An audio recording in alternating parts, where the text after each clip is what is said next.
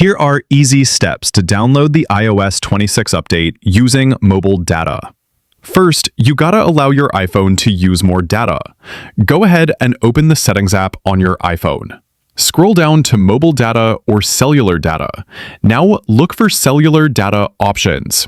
If you have a single SIM iPhone, you'll see it right away.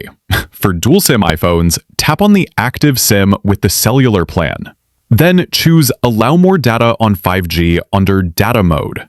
On single SIM, tap on Cellular Data options and select Allow More Data on 5G under the Data Mode setting. Next, go back to the main settings screen, tap on General, and then tap on Software Update.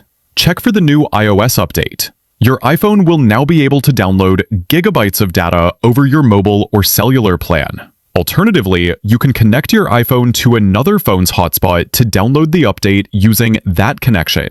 Once you're connected, go back and check for the new iOS update again on your iPhone. That's it. I hope you like this video. Don't forget to share it with others. If you have any questions, feel free to comment below.